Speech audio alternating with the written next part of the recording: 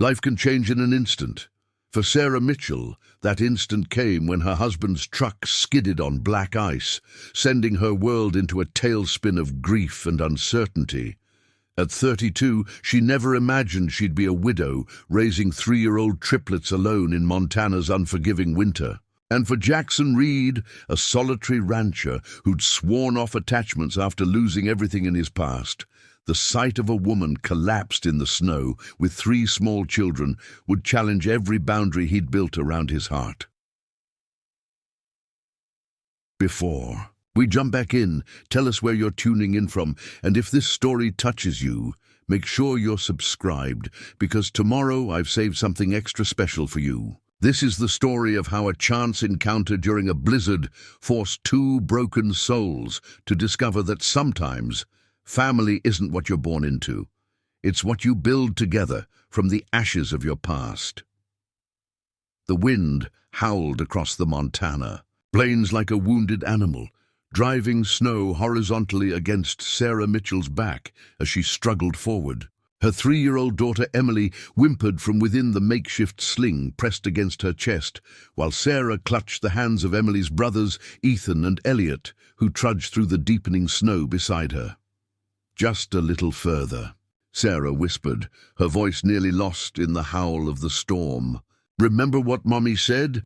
We need to find the big red mailbox." The truth was, Sarah had no idea if they were even on the right road anymore.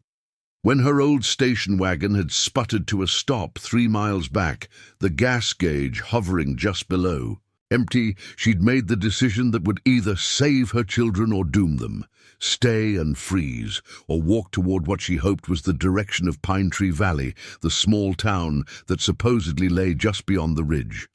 6 months ago, they had a home in Seattle. 6 months ago, her husband Michael had been alive, his laugh filling their small apartment as the triplets climbed over him like puppies.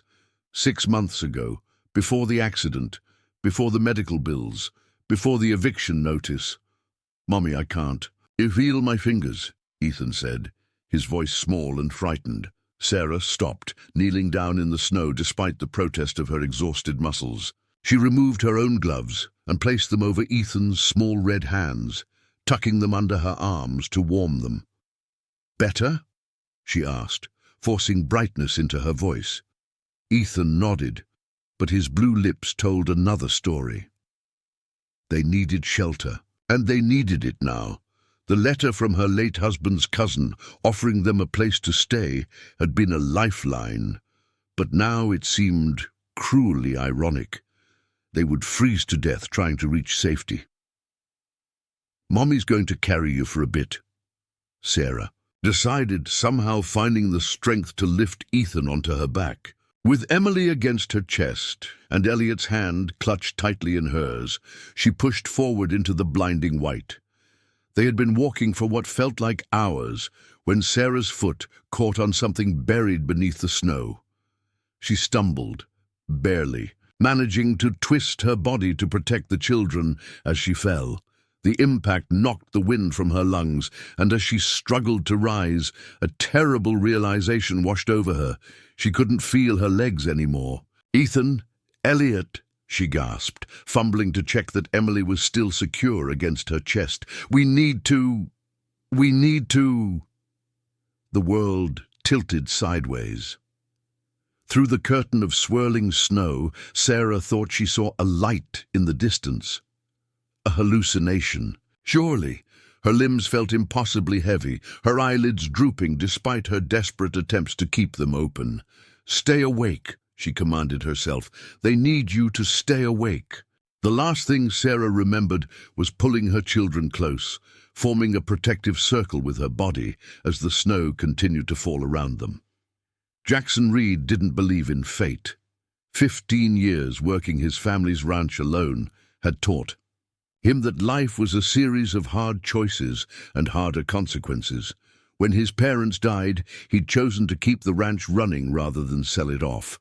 When his fiancée left him for the bright lights of Denver, he'd chosen solitude over chasing after her.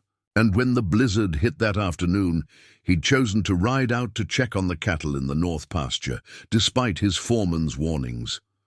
Now, as the light faded from the sky and the temperature plummeted, Jackson guided his horse, Rusty, back toward the warmth of the ranch house, cursing his stubbornness. The cattle had been fine, huddled together in the lee of the ridge where the wind couldn't reach them. All he'd accomplished was to nearly freeze himself half to death for nothing. Rusty snorted, his breath forming clouds in the frigid air as he picked his way carefully along the snow-covered path. Jackson trusted the horse's instincts more than his own in weather like this. The animal had an uncanny sense for finding the way home, even when visibility dropped to near zero. They were passing the old Simmons property, abandoned since the old man died 2 summers ago, when Rusty suddenly stopped, ears pricked forward. "What is it, boy?" Jackson murmured, leaning forward in the saddle to peer through the swirling snow. Rusty whinnied softly, shifting his weight from side to side. Then Jackson saw it, a dark shape in the snow just off the road, partially covered by the fresh powder. His first thought was that it might be an injured deer, but as he dismounted and approached cautiously, the shape resolved into something that made his blood run cold. A woman lay curled in the snow, and nestled against her were 3 small children. "Jesus Christ!" Jackson breathed, dropping to his knees beside them. He brushed snow from the woman's face, pressing his fingers to her neck to check for a pulse. It was there, but faint and irregular. The children were bundled in layers of clothing, their faces buried against their mother's body. "Hey," Jackson said, gently shaking the woman's shoulder. "Ma'am, can you hear me?" Her eyelids fluttered but didn't open. One of the children, a little boy with a red knit cap, stirred and looked up at Jackson with wide, frightened eyes. "Are you an angel?" the boy whispered. "Mommy said angels watch over us." Something twisted in Jackson's chest. "Nobody. I'm just a neighbor. What's your name?" "Elliot," the boy said. "Mommy fell down. She said we had to rest, but I think she's really sick." Jackson nodded gravely. "I think so too. Are these your brother and sister?" Elliot nodded. "Ethan and Emily. We're triplets. That means we were born on the same day." "I know what triplets are," Jackson said gently. "Listen, Elliot, I need to get you all somewhere warm. My house isn't far from here." Jackson quickly assessed the situation. The woman and all 3 children were suffering from exposure, possibly hypothermia. His ranch house was closer than town, and in this weather, waiting for help wasn't an option. With careful movements, Jackson lifted the little girl, Emily, first, tucking her inside his heavy sheepskin coat. He whistled for Rusty, who obediently approached. "Elliot, I need you to be really brave right now," Jackson said, placing the boy on the saddle. "Hold onto Rusty's mane just like this. He's a good horse and he won't let you fall." After securing Elliot, Jackson retrieved the second boy, Ethan, who remained unconscious. He tucked him inside his coat alongside Emily, their small bodies providing each other warmth. Finally, he turned to the woman. She was slender, but dead weight in her unconscious state. With a grunt of effort, Jackson hoisted her over his shoulder. "In a fireman's carry. All right, Rusty," he murmured to the horse. "Slow and steady. Let's get these folks home." The journey back to the ranch house took twice as long as usual. Jackson trudged through knee-deep snow, one hand keeping the unconscious children secure inside his coat, the other gripping Rusty's reins as the horse carried Elliot and helped break a path through the drifts. By the time the lights of the ranch house came into view, Jackson's muscles burned with fatigue, his face numb from the cold. His foreman, Bill Parker, must have been watching for him because the front door flew open before they reached the porch. "Good Lord, Jackson!" Bill exclaimed, rushing forward. "What the hell?" "Found them by the Simmons place," Jackson panted. "Hypothermia. Need to warm them up slowly." Bill, a Vietnam veteran who'd worked for the Reed family since before Jackson was born, assessed the situation with a quick glance and took charge. "Get them inside. I'll call Doc Wilson on the radio, see if he can make it through this weather." The next hour passed in a blur of activity.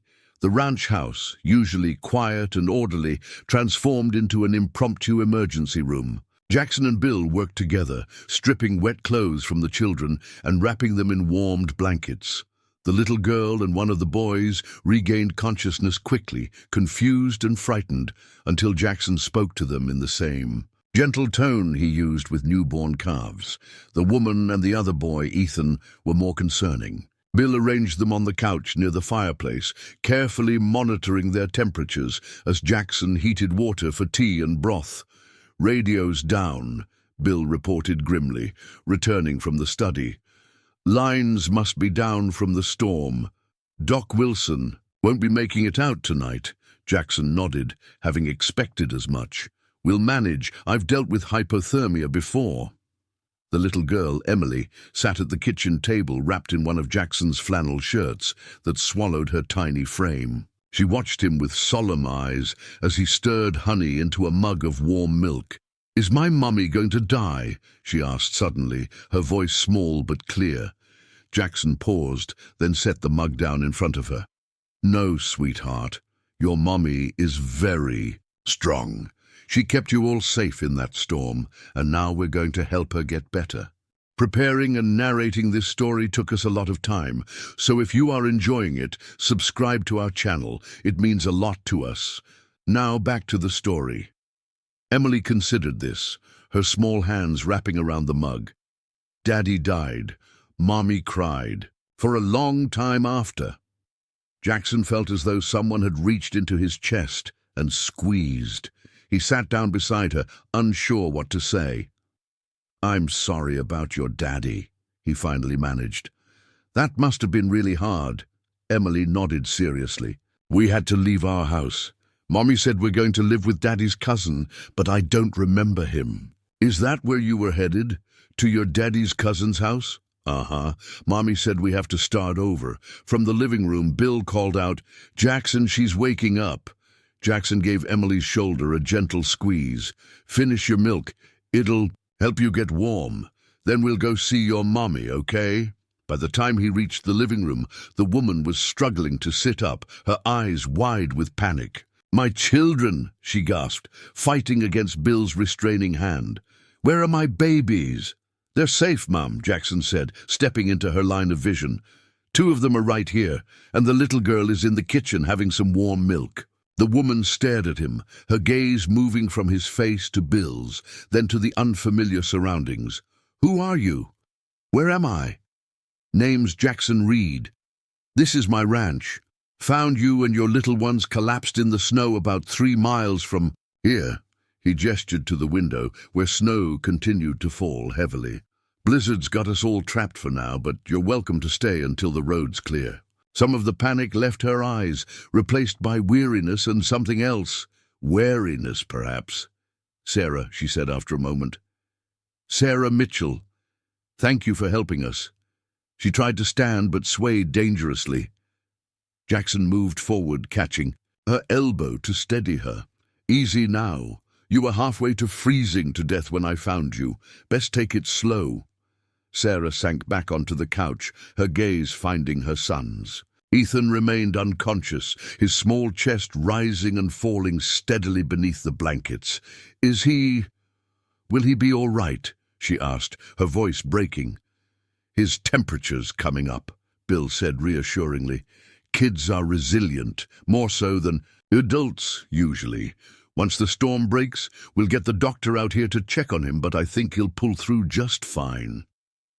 At that moment, Emily appeared in the doorway, still swamped in Jackson's shirt.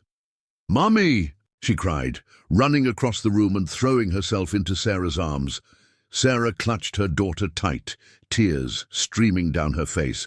"Oh, baby, are you okay? Are you hurt?" Emily shook her head. "Mr. Jackson gave me warm milk with honey. It was yummy." Sarah looked up at Jackson over her daughter's head, her eyes filled with gratitude. "I don't know how to thank you. If you hadn't found us—" "No need for thanks," Jackson said, suddenly uncomfortable with the emotion in her gaze. "Anyone would have done the same." Not everyone would take in strangers during a blizzard, Sarah countered softly. We've met plenty who wouldn't in the last 6 months. Before Jackson could respond, Elliot trotted into the room, dragging a blanket behind him like a cape. Mommy, Mr. Jackson has horses. He said maybe I can see the barn tomorrow if the snow... Stops! Sarah laughed weakly, opening her arm to include her second son in her embrace. Did he now? That's very kind of him. But we shouldn't impose any more than we already have. It's no imposition, Jackson said, surprising himself. Storm like this, roads won't be cleared for at least a couple of days. You're welcome to stay until you can safely continue to your cousin's place. Sarah's face fell slightly. Actually, I'm not sure where we'll go. The cousin, he's my late husband's family, not mine. His letter said we could stay with him while I look for work, but when I called from our last stop, his wife told me they've decided to move to Florida. The house will be empty. She looked away, embarrassment coloring her cheeks. We don't have much money. I was hoping to find work in Pine Tree Valley, maybe rent a room somewhere until I can get back on my feet. Jackson exchanged a glance with Bill, who raised his eyebrows significantly. They both knew Pine Tree Valley was struggling. The sawmill had closed the previous year, and half the businesses on Main Street were boarded up. Jobs were scarce, especially for a single mother with 3 young children. Pine Tree doesn't have much to offer these days, Bill said gently. Not in the way of jobs. Sarah's shoulders slumped. I see. The room fell silent, except for the crackling of the fire and the soft murmurs of the children. Jackson found himself studying Sarah Mitchell, taking in the dark circles under her eyes, the determined set of her jaw, despite the defeat in her posture. She was pretty, in a worn-down sort of way, with chestnut hair and eyes the color of bourbon. But it was the protective way she held her children that struck him most, like she would fight the world itself to keep them safe. Something stirred in Jackson, an emotion he couldn't immediately identify. Later, he would recognize it as admiration, tinged with a protectiveness he hadn't felt in years. The storm will last through tomorrow at least, he said finally. Let's worry about next steps after everyone's fully recovered and the weather clears. Sarah nodded gratefully. Thank you, truly. Bill clapped his hands. Well, now that that's settled, I reckon we could all use some food. Jackson, how about I heat up some of that venison stew from yesterday? Sounds good to me, Jackson agreed. Mrs. Mitchell, are you hungry? Sarah, please, she corrected. And yes, we haven't eaten since breakfast. Whatever you have would be wonderful. As Bill disappeared into the kitchen, Jackson found himself awkwardly hovering, unsure what to do with himself. He wasn't accustomed to having guests, let alone a family with small children. Your home is lovely, Sarah said, breaking the silence. Have you lived here long? All my life, Jackson replied. It was my parents' place. They left it to me when they passed. I'm sorry for your loss, Sarah said quietly. Jackson nodded, accepting her condolences with the ease of someone who had heard them many times before. It was a while ago, almost 15 years now. Emily, who had been listening to their conversation, with interest piped up, Do you live here all alone? Emily, Sarah admonished gently, that's not polite to ask. It's all right, Jackson assured her. Yes, I live here alone, except for Bill. He stays in the foreman's cabin down by the creek.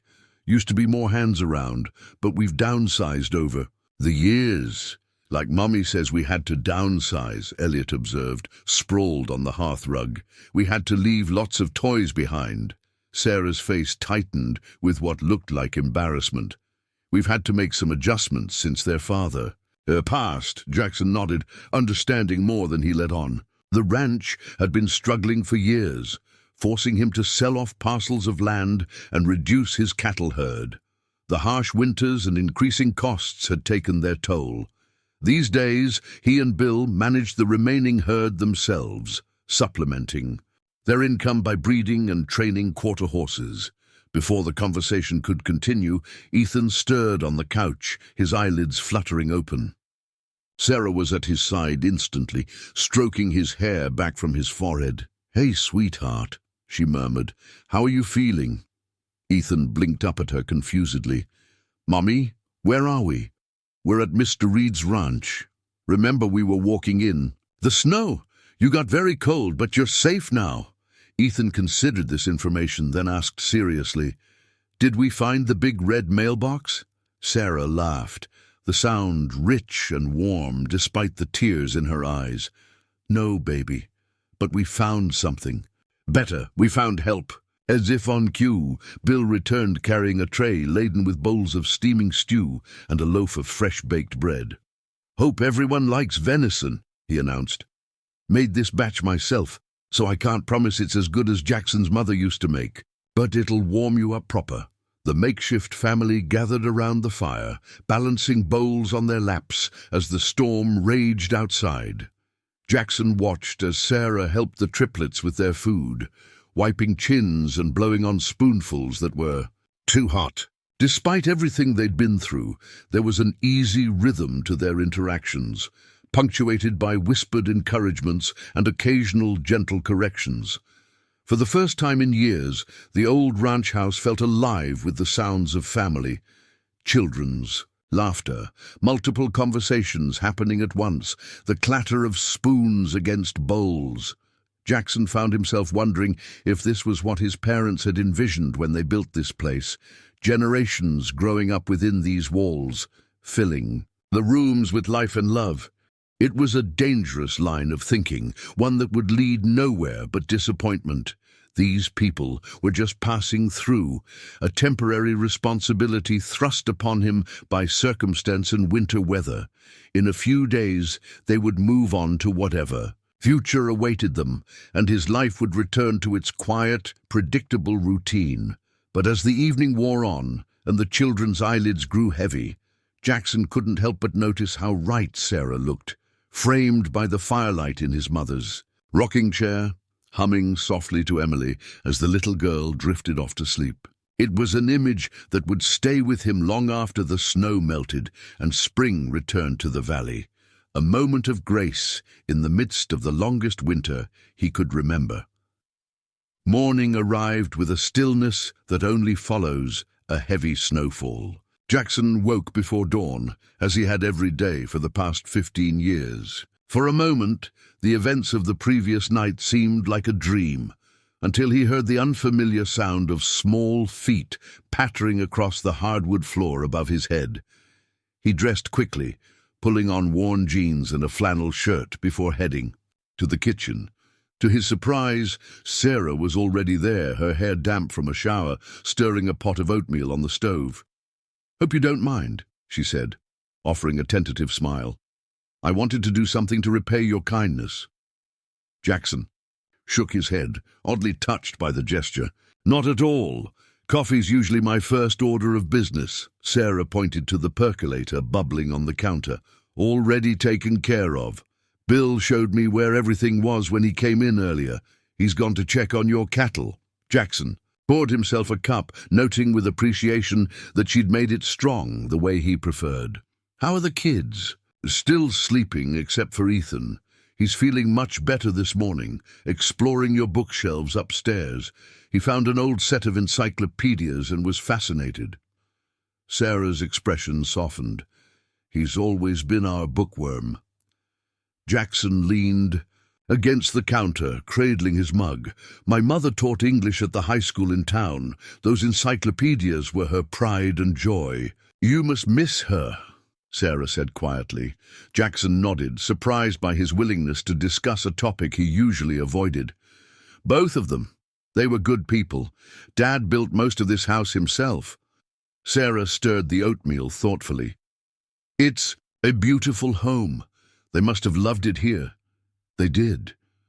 Jackson cleared his throat, suddenly uncomfortable with the direction of the conversation. "Weather report says the storm should clear by midday, but the roads will take another day or two to be passable." Sarah's shoulders tensed slightly. "We've imposed on you enough. Maybe there's a motel in town where we could—" "The Pine Haven Motel shut down 3 years ago," Jackson interrupted. Nearest accommodation would be in Riverside, 40 miles east. And like I said, roads won't be clear yet. I see.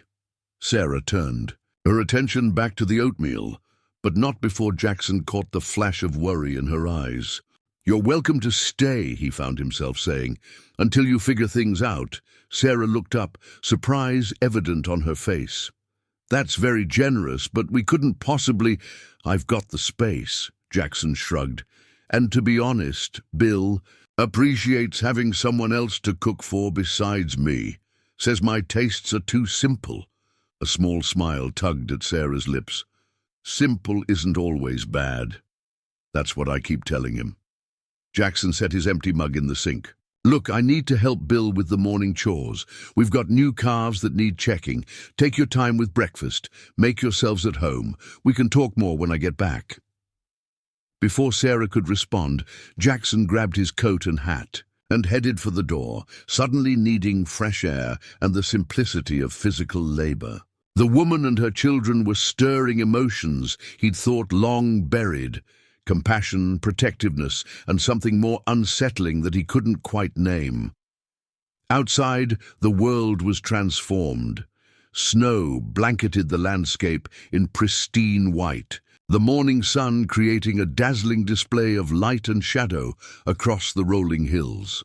Jackson trudged through knee-deep drifts toward the barn, his breath clouding in the frigid air. Bill was already there, checking on a heifer that had calved the day before. He glanced up as Jackson entered, a knowing look on his weathered face. "Saw the missus was up early," he commented casually. "Makes a fine cup of coffee." "She's not the missus," Jackson corrected, perhaps too sharply. "And yes, the coffee was good," Bill chuckled, turning his attention back to the calf. "Whatever you say, boss, this little fella's doing well. Mama too. Strong pair." Jackson knelt beside the calf, running experienced hands over its small body. "Good weight on him. We got lucky with this one." They worked in companionable silence for a while, checking the other animals, distributing feed, and breaking ice in. The water troughs. It wasn't until they were mucking out stalls that Bill spoke again. "You given any thought to what happens next, with the widow and those little ones?" Jackson jabbed his pitchfork into the hay with more force than necessary. "Not my decision to make. She mentioned looking for work in Pine Tree, but we both know how that's likely to go." Bill nodded solemnly. "Not much opportunity there these days. Shame, really. Seems like a good woman just down on her luck." "Life's hard," Jackson said flatly, "especially for folks without resources." "Speaking of resources," Bill said, leaning on his pitchfork, "you still planning on hiring help for calving season? Because I was thinking—" "No," Jackson cut him off, immediately understanding where Bill was headed. "I'm not offering her charity. Who said anything about charity? We need the help. She needs the work." "Makes sense to me." Jackson frowned. "She's got 3 small children. Calving season means round-the-clock monitoring, middle-of-the-night deliveries, not to mention the physical demands.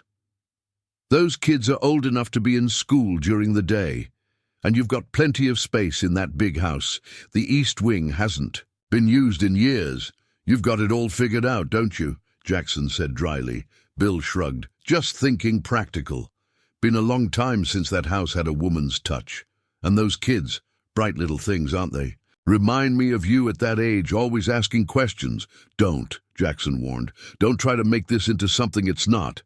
Bill held up his hands in surrender. "All I'm saying is there's no harm in offering. Worst she can do is say no." Jackson sighed, knowing Bill was right about one thing. They did need the help. The ranch had been operating with minimal staff for years, and calving season was always a strain on their resources. Still, the idea of inviting Sarah and her children to stay indefinitely made him uneasy. He'd built his life around predictability and solitude. A ready-made family would shatter that carefully constructed peace. "I'll think about it," he finally conceded, returning to his work. But as the morning progressed, Jackson found his thoughts repeatedly drifting back to the house, wondering what Sarah and the triplets were doing. Despite his reservations, he felt a pull toward them, a sense of responsibility that went beyond basic hospitality. When Jackson returned to the house around noon, he found the kitchen spotless and the living room transformed. The triplets were engaged in what appeared to be an elaborate fort-building exercise, using couch cushions and blankets to create a structure in front of the fireplace. Sarah sat cross-legged on the floor with them, her hair pulled back in a loose ponytail, looking younger and more relaxed than she had the night before. "Mr. Jackson," Elliot exclaimed, spotting him in the doorway. "We built a castle. Want to see?" Jackson hesitated, then stepped into the room. "That's quite the construction project you've got going." "It's not a project, it's a kingdom," Emily corrected seriously. "I'm the queen, and Ethan and Elliot are my royal guards." "What about your mom?"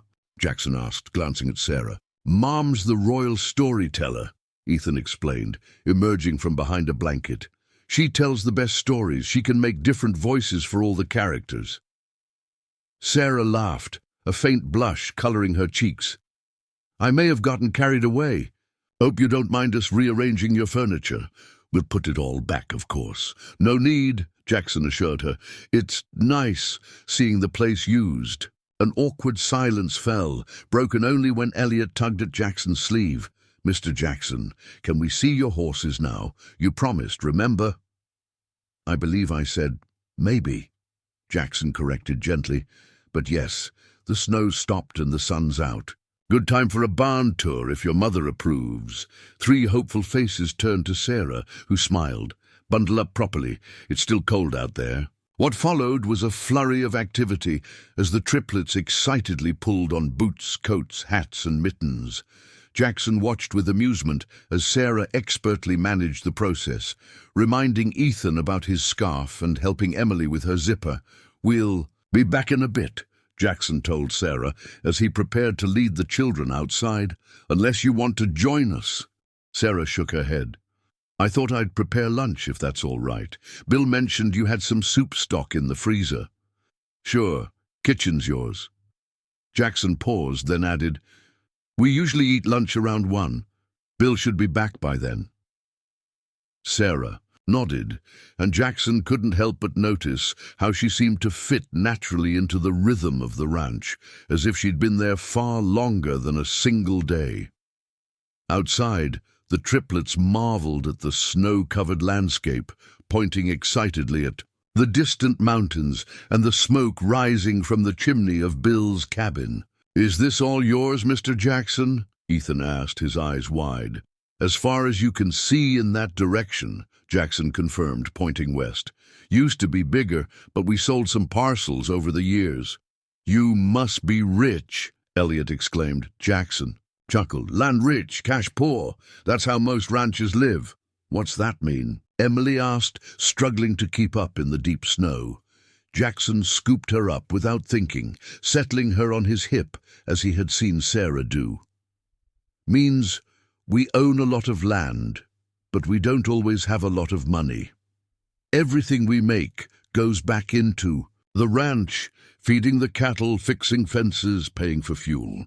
Emily considered this thoughtfully, like how Mommy says we have to be careful with money now that Daddy's gone. Jackson nodded, something tightening in his chest. Something like that. At the barn, the children's excitement reached new heights. They were enthralled by the horses, especially Rusty, who seemed to take their attention in stride. Jackson showed them how to approach safely, letting them take turns offering carrots with flat palms.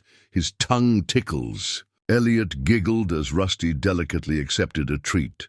Jackson found himself enjoying their enthusiasm, answering their endless questions about the animals, the equipment, and ranch life. The triplets were remarkably well behaved, listening attentively to his instructions and treating the animals with gentle respect. "Mom says animals know when you're afraid, so you have to be brave, but gentle," Ethan explained, watching as Jackson demonstrated how to brush Rusty's coat. "Your mom's right about that," Jackson agreed. "Horses especially. They can sense your feelings." Like how Mommy always knows when we're sad, even when we don't say anything? Emily asked from her perch on a hay bale. Jackson smiled. Exactly like that. By the time they returned to the house, rosy-cheeked and hungry, the aroma of homemade soup filled the air. Bill was already at the kitchen table, regaling Sarah with stories of Jackson's childhood misadventures. Caught him trying to lasso the neighbor's goat from the back of his pony, Bill was saying as they entered. Couldn't have been more than 7 years old. Don't believe everything Bill tells you, Jackson warned, helping the triplets out. Of their snow gear, Sarah laughed, ladling soup into bowls. I don't know. Sounds just like something a ranch boy would do. The meal was livelier than any Jackson could remember having in this house for years. The triplets chattered excitedly about their barn adventure, each trying to outdo the others with their observations. Bill contributed outrageous tall tales about mountain life that had the children wide-eyed with wonder, while Sarah occasionally caught Jackson's eye with a look that said she wasn't fooled for a minute by the old foreman's exaggerations. After lunch, when the children had been settled in front of the fire with some old board games Bill had unearthed from a closet, Jackson found himself alone with Sarah in the kitchen. "Thank you," she said simply, as they worked side by side washing dishes. "For everything. The tour meant the world to them. They haven't had much chance for adventure lately." Jackson nodded, uncomfortable with her gratitude. "They're good kids. Well behaved. I try," Sarah said, a hint of pride in her voice. "It hasn't been easy, especially since Michael died, but they're resilient." "How did it happen?" Jackson asked before he could stop himself. "If you don't mind my asking." Sarah was quiet for a moment, focusing on the plate in her hands. Black ice. He was driving home from work. He was an accountant, worked late during tax season. The police said he probably never saw the truck that hit him. "I'm sorry," Jackson said, the words feeling inadequate. Sarah nodded. "The insurance barely covered the funeral. We had some savings, but medical bills ate through those quickly. Then the rent increased and—" She trailed off, shaking her head. "I'm sorry. You didn't ask for my life story." "It's all right," Jackson said softly. "Life can change in an instant. I know something about that." Their eyes met, and Jackson felt an unexpected connection, a recognition of shared experience despite their different circumstances. For a brief moment, the carefully constructed walls he'd built around himself seemed to waver. "Sarah," he began, then hesitated, unsure if what he was about to offer was generosity or selfishness. "I was thinking—" A crash from the living room interrupted them, followed by Elliot's dismayed cry. Sarah was moving before Jackson could react, hurrying toward the sound. He followed to find that one of his mother's old vases had been knocked from a side table, shattering on the hardwood floor. "I'm sorry, Mr. Jackson," Elliot wailed, tears streaming down his face. "We were playing hide-and-seek and I bumped into it." Sarah was already kneeling beside him, checking for cuts, while Emily and Ethan watched with wide, frightened eyes. "Are you hurt?" Jackson asked, crouching beside them. Elliot shook his head, still sobbing. "But I broke your special vase." "Hey, it's okay," Jackson said gently. "It was just an old vase. The important thing is that you're not hurt." Sarah looked up at him gratefully. "I'm so sorry about this. We'll replace it, of course." Jackson shook his head. "No need. Honestly, it's been gathering dust for years. Probably should have packed it away long ago." As they worked together to clean up the mess, careful to keep the children away from the sharp fragments, Jackson found himself reflecting on how quickly he'd dismissed the loss of the vase. In the past, he'd zealously preserved everything his parents had left behind, as if maintaining the house exactly as they'd left it could somehow keep their memory alive. But faced with Elliot's distress, the vase had suddenly seemed unimportant, just an object, not a sacred relic. After the children had been calmed and the floor cleared of glass, Jackson retreated to his study, needing space to think through. The window, He could see fresh snow beginning to fall again, adding to the already substantial accumulation. The forecast had mentioned a second wave moving in. They could be snowed in for several more days. A knock at the door pulled him from his thoughts. Sarah stood in the doorway, hesitant to enter. "I just wanted to check if you needed anything," she said. "The children are down for naps. They were exhausted after all the excitement." "Come in," Jackson invited, gesturing to a chair opposite his desk. "I was actually hoping to talk to you." Sarah entered, perching on the edge of the chair as if prepared to flee at a moment's notice. "Is something wrong?" "Not at all," Jackson assured her. "Quite the opposite, actually. I have a proposition for you." Sarah's expression turned guarded. "What kind of proposition?" "A job," Jackson said simply. "Here on the ranch. We need help for the calving season. It starts in about 2 weeks and runs through spring. Usually we hire extra hands, but we've been short-staffed the past few years." Sarah's brow furrowed. "I don't know the first thing about ranching. You're a quick learner, from what I've seen. And there's the added benefit of housing. The east wing of the house has several bedrooms, its own bathroom. Been closed up for years, but it wouldn't take much to make it livable." "Why would you do this?" Sarah asked, genuinely puzzled. "You don't know us." Jackson considered his answer carefully. "The ranch needs help, and you need work. Seems like a mutually beneficial arrangement." And the triplets. They'd be in school during the day, bus stops at the end of the drive. Afternoons and evenings they'd be here. It's a safe place for kids. I grew up here, remember? Sarah was quiet for a long moment, her fingers twisting in her lap. "I don't want charity," she finally said, echoing Jackson's earlier words to Bill. "It's not charity," Jackson insisted. "It's a job. I'm offering fair wages for honest work, and a place to stay is standard for ranch hands, especially during calving season when we need people on call day and night. What exactly would this job entail?" Jackson leaned forward, resting his elbows on the desk. "Helping with the calves, monitoring the pregnant heifers, assisting with difficult births, bottle-feeding orphans if necessary, general ranch work too, feeding, cleaning stalls. It's not easy work, I won't lie. But it's meaningful." "And if it doesn't work out," Sarah asked, "if I'm not cut out for it, then we part ways, no hard feelings. I help you find something else in town, or in Riverside if necessary." Sarah studied him, as if trying to discern his true motives. Jackson met her gaze steadily, hoping she could see the sincerity behind his offer. He wasn't entirely sure himself why he felt so compelled to help this woman and her children. But something told him it was the right thing to do. "I'd need to think about it," Sarah finally said. "Talk to the kids." Jackson nodded. "Of course, take your time." As Sarah rose to leave, she paused at the door. "Why did you really stop ranching the full property? You mentioned selling parcels." The question caught Jackson off guard. "How did you know there was more to that story?" A small smile played at Sarah's lips. "You get a certain look when you're not telling the whole truth." Your left eyebrow twitches. Jackson laughed despite himself. "That obvious, huh?"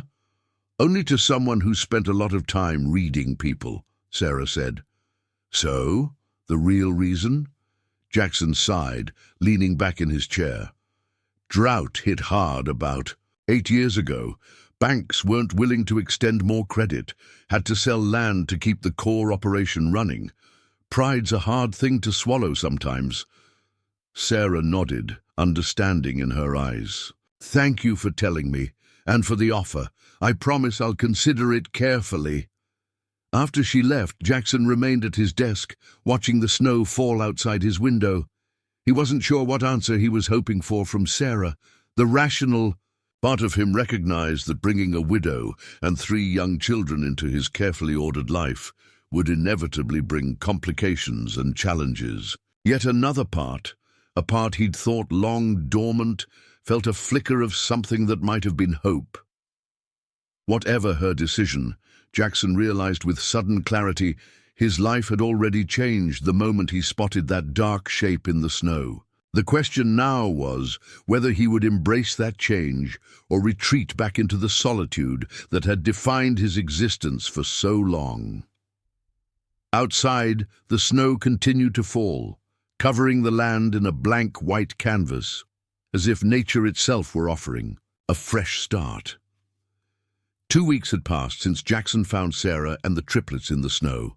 The second storm had indeed kept them snowbound for several more days, during which Sarah had made her decision. She accepted Jackson's job offer with one condition, a 3-month trial period, after which either party could walk away without hard feelings. The east wing of the ranch house, closed off for nearly a decade, had been opened and aired out. Jackson and Bill had spent 2 days cleaning, fixing minor issues, and making the space livable. Sarah had been overwhelmed by the generosity. The wing contained 3 bedrooms, a small sitting room, and a bathroom with a clawfoot tub that delighted the triplets. "It's like having our own apartment, but better," she'd said when Jackson showed her the finished space. Now, on a crisp February morning, Sarah stood on the porch watching the school bus disappear down the long driveway, carrying the triplets to their first day at Pine Tree Valley Elementary. The enrollment process had been surprisingly smooth, thanks to Bill's sister Marge, who worked as the school secretary and had expedited the paperwork. Sarah hugged herself against the cold, a mixture of emotions swirling within her. Pride at how bravely her children had boarded the bus, anxiety about how they would adjust to their new school, and an unexpected sense of freedom. The first time in years she'd been truly alone, without the constant responsibility of caring for 3 small people. "They'll be fine," came Jackson's voice from behind her. Sarah turned to find him leaning against the doorframe, 2 steaming mugs in his hands. He offered one to her, and she accepted gratefully, wrapping her cold fingers around the warm ceramic. "No," she sighed. "They're resilient. Just feels strange not having them underfoot." Jackson nodded. "First day's the hardest from what I remember of my mom's teaching days. Kids usually adjust faster than parents." Sarah smiled, taking a sip of the coffee. "When does my official ranch hand training begin?" "No time like the present," Jackson replied. "Bill's already in the barn. One of the heifers looks close to calving. Good opportunity for a hands-on lesson." Sarah followed Jackson across the yard, the snow crunching beneath their boots. The cold air was crisp and clean, the sky a brilliant blue. In the 2 weeks they'd been at the ranch, Sarah had started to appreciate the vast openness of the landscape, so different from the crowded Seattle neighborhood they'd left behind. In the barn, Bill was monitoring a young heifer, his weathered face creased with concentration. He glanced up as they entered, offering a nod of greeting. "Perfect timing," he said. "Looks like we'll have a new arrival before noon." For the next several hours, Sarah received a crash course in bovine obstetrics. Jackson and Bill were patient teachers, explaining each step of the process and answering her many questions. When the heifer finally delivered a healthy bull calf, Sarah found herself blinking back tears of wonder. "That was," she breathed, watching as the mother began to lick her newborn clean. "Something, isn't it?" Bill chuckled. "Seen it thousands of times, never gets old." Jackson handed Sarah a clean towel. "Want to help dry him off? Gets the circulation going, helps him warm up faster." Sarah accepted the towel, kneeling beside the calf.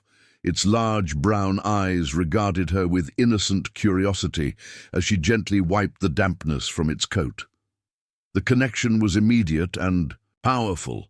This new life, so perfect and vulnerable, depending on human care to survive. "Does he have a name?" she asked. Jackson and Bill exchanged amused glances. "We don't typically name the calves destined for market," Jackson explained gently. "Just the breeding stock." "Oh," Sarah said, understanding dawning. "Of course, that makes sense." Bill cleared his throat. "Though I suppose this one could be special, being the first calf of the season and all.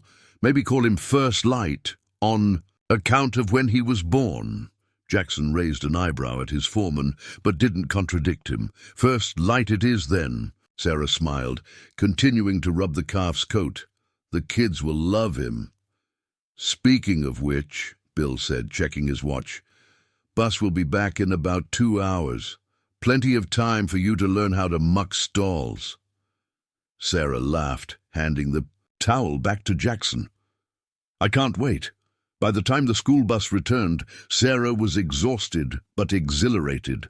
Ranch work was physically demanding in ways she hadn't anticipated, using muscles long dormant from her previous office jobs. Yet there was something deeply satisfying about the tangible results of her labor. Clean stalls, fed animals, a newborn calf thriving under their care. The triplets burst into the kitchen, their excitement palpable as they talked over one another, eager to share every detail of their day. Emily had made a friend named Lily, who shared her love of horses. Ethan's teacher, Mrs. Collins, had a classroom library bigger than any he'd ever seen. Elliot had impressed everyone at recess with his knowledge of ranch animals, courtesy of his time with Jackson. "And guess what?" Emily said, bouncing on her toes. "Our class is going to hatch baby chicks. Mrs. Roberts says we can watch them grow from eggs." "That's wonderful, sweetie," Sarah said, helping them hang up their coats and backpacks. "Can we have chickens, Mr. Jackson?" Elliot asked, turning his hopeful gaze to the rancher who had entered behind Sarah. "We used to have a chicken coop," Jackson admitted. "Haven't used it in years, though. Would need some fixing up." "I could help," Elliot volunteered eagerly. "I'm really good at fixing things. Daddy taught me how to use a hammer." A shadow crossed Sarah's face at the mention of Michael, but she quickly masked it with a smile.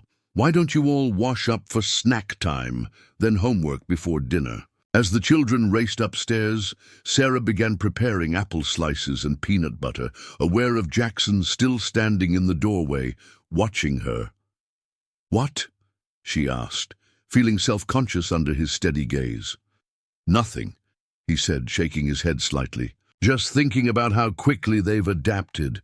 Kids are amazing that way." Sarah nodded, arranging the apple slices on a plate. "They've been through a lot of changes in the past 6 months. I worried it might be too much, but they seem to be thriving here." "And you?" Jackson asked quietly. "Are you thriving too?" The question caught Sarah off guard. She paused, knife hovering over an apple. "I think I'm getting there. Today felt good, productive. It's been a while since I felt useful beyond just being mom." Jackson nodded, understanding in his eyes. "Well, for what it's worth, Bill thinks you're a natural. Said you've got good instincts with the animals." Sarah felt a flush of pride at the compliment. High praise coming from Bill. "Highest," Jackson agreed.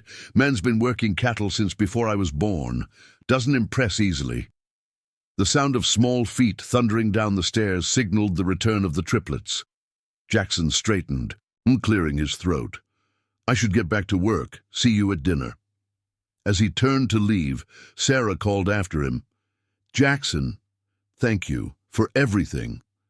He nodded once, a small smile playing at the corners of his mouth before heading back out, into the fading afternoon light.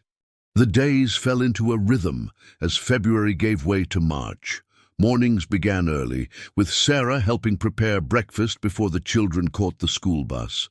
Then came ranch work, feeding animals, checking pregnant heifers, assisting with births, and learning the countless skills needed to keep the operation running smoothly. Afternoons were devoted to the triplets, helping with homework, listening to their adventures at school, and making sure they had time to play before dinner. Evenings often found them all gathered in the living room, the children playing games or reading, while the adults discussed the day's events and planned for tomorrow. To Sarah's surprise, Jackson began joining them more frequently in the evenings, rather than retreating to his study as he had in the beginning. He taught the children to play chess, shared stories of his own childhood on the ranch, and occasionally even read aloud from the same books his mother had once read to him. One evening, in late March, after the children had been tucked into bed, Sarah found Jackson on the front porch, gazing up at the star-filled sky. She joined him, wrapping a blanket around her shoulders against the lingering winter chill. "Penny for your thoughts?" she asked, leaning against the railing beside him. Jackson smiled faintly. "Just thinking about cycles, I guess. Seasons, changes, feeling. Philosophical tonight? Maybe. Spring's always been a time of reflection for me. New life everywhere you look." He gestured toward the barn, where 3 new calves had been born that week. "Makes a man consider where he's been and where he's going." Sarah studied his profile in the moonlight. In the 2 months she'd known him, Jackson had rarely spoken about his personal feelings or aspirations. He was a man of action rather than words, expressing himself through deeds rather than conversation. "And where are you going, Jackson Reed?" she asked softly. He turned to face her, his expression thoughtful. "Not sure anymore. For a long time, it was just about survival, keeping the ranch afloat, honoring my parents' legacy. Didn't think much beyond that. And now?" Jackson shrugged, looking slightly uncomfortable with the direction of the conversation. "Now things are different." Sarah waited, sensing there was more he wanted to say. When he remained silent, she changed tack. "The children adore you, you know, especially Elliot. He follows you around like a shadow whenever you let him." Jackson's expression softened. "He's a good kid. All of them are." "You've done an amazing job, Sarah, especially considering everything you've been through." "We've been lucky," Sarah said simply. "To have found you, I mean. I don't know what would have happened if—" "Don't," Jackson interrupted gently. "No use dwelling on might-have-beens." They stood in companionable silence for a while, watching as clouds drifted across the moon, casting shifting shadows over the landscape. "Our 3-month trial is halfway over," Sarah finally said, voicing the thought that had been increasingly on her mind. "We should probably talk about what happens next." Jackson tensed slightly beside her. "You thinking of leaving?" "No," Sarah said quickly. "Not unless—" "Are you wanting us to go?"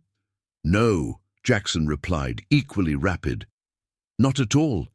You've been—" He paused, as if searching for the right words. "You've been good for the ranch. The calving season's going smoother than it has in years." "Just good for the ranch?" Sarah asked, her voice barely above a whisper. Jackson turned to her then, vulnerability evident in his expression. "No, not just for the ranch." Their eyes met, and Sarah felt something shift between them, an acknowledgement of the connection that had been growing steadily since that first night. For a breathless moment, she thought he might reach for her, but instead, Jackson took a small step back. "It's getting late," he said, his voice rough. "Early start tomorrow." Sarah nodded, trying to hide her disappointment. "Good night, Jackson." As she turned to go inside, his voice stopped her. "Sarah, I'd like it if you and the kids stayed. Beyond the 3 months, I mean." Sarah looked back at him, a smile spreading across her face. "We'd like that too." April brought warmer weather and longer days.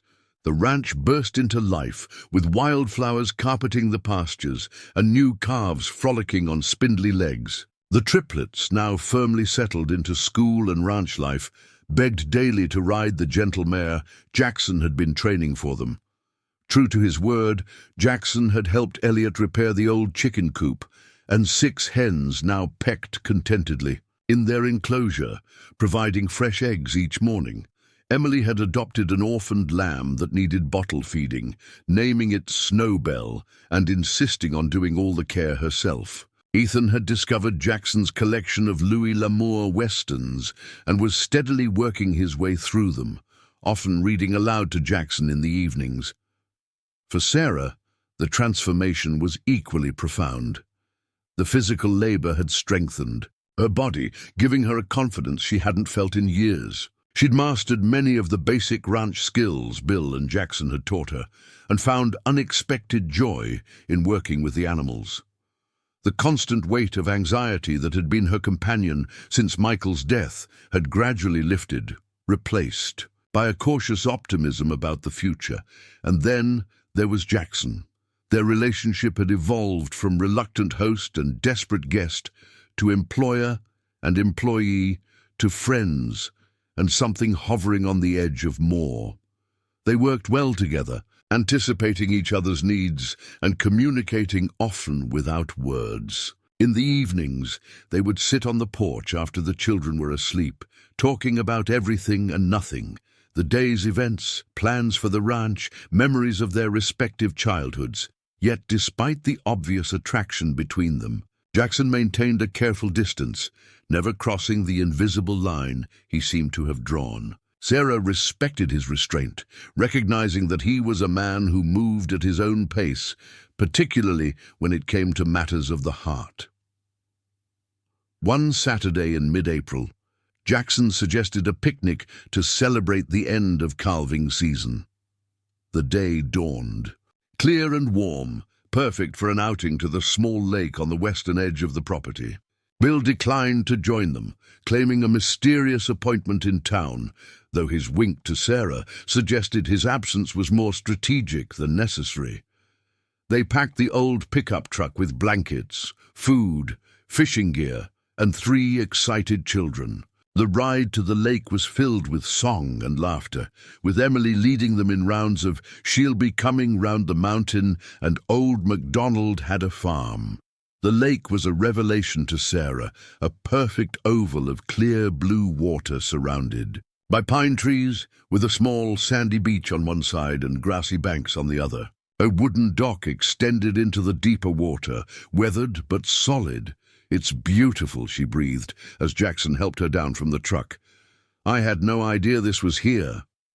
"My father built that dock the summer I turned 10, Jackson said, unloading. "Their supplies. Used to spend every free moment fishing when I was a kid." The children were already racing toward the water, their excited shouts echoing across the peaceful setting. "Not too close until we get there," Sarah called after them. They spent the morning fishing, with Jackson patiently teaching the triplets how to bait hooks and cast lines. Ethan proved to have a natural talent for it, catching 3 small trout that Jackson showed him how to clean. For their lunch, Sarah prepared a campfire, and they cooked the fish along with potatoes and corn they'd brought from home. After lunch, full and content, they sprawled on blankets in the dappled shade of a large pine tree.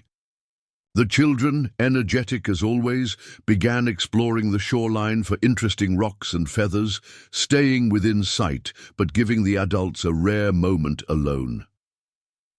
"I used to come here to think," Jackson said, propped on one elbow beside Sarah, "after my parents died. Something about the water, always the same but always changing." Sarah turned to face him. "You don't talk about them much. Your parents." Jackson plucked a blade of grass, twisting it between his fingers. "It's been a long time. They were good people, hard workers. My father taught me everything I know about ranching. My mother made sure I knew there was a world beyond these hills, books, ideas, dreams." "They sound wonderful," Sarah said softly. "They'd be proud of you, Jackson, of what you've done with the ranch, especially these past few years when things have been difficult." Jackson was quiet for a moment.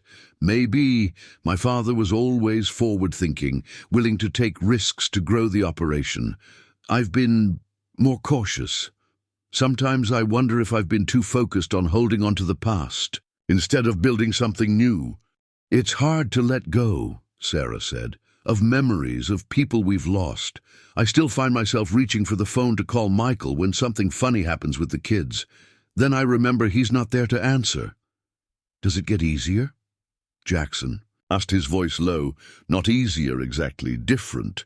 The sharp edges soften with time." Sarah sat up, drawing her knees to her chest. "Having the children helped.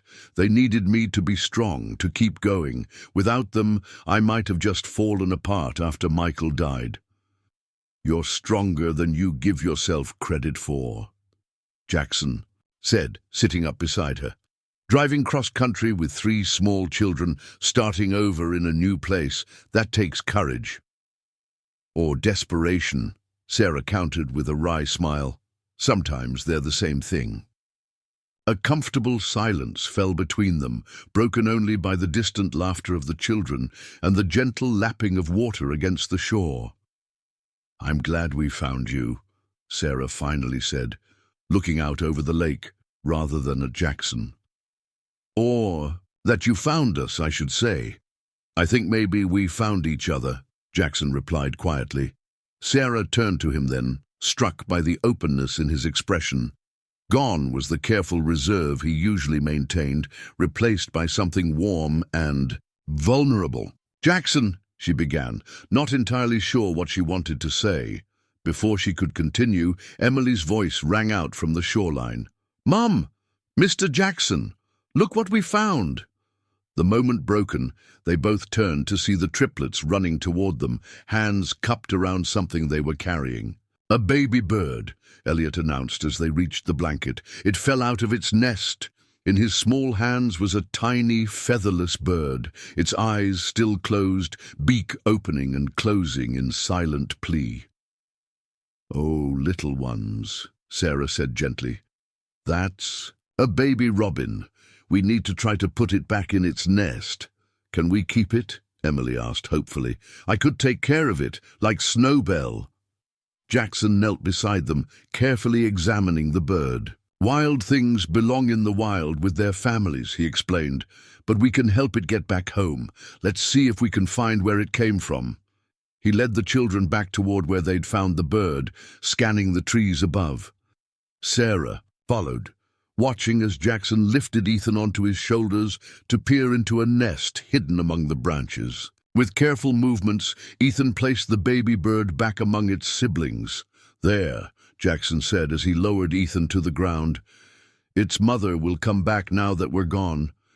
How do you know she won't reject it because we touched it?" Ethan asked, his brow furrowed with concern. "That's just an old wives' tale," Jackson assured him. "Birds can't smell very well. The mother will accept the baby back without any problem." "Like how you accepted us?" Emily asked innocently. Jackson glanced. At Sarah, a smile tugging at his lips. "Something like that, I suppose." As they packed up their picnic late that afternoon, Sarah felt a sense of contentment she hadn't experienced in years. The day had been perfect.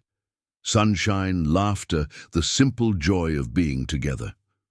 Watching Jackson with her children, patient and kind in his guidance, she realized how seamlessly he had integrated into their lives. And perhaps more surprisingly, how she and the triplets had found a place within his. The 3-month trial period was nearly over, yet neither of them had mentioned it again since that night on the porch.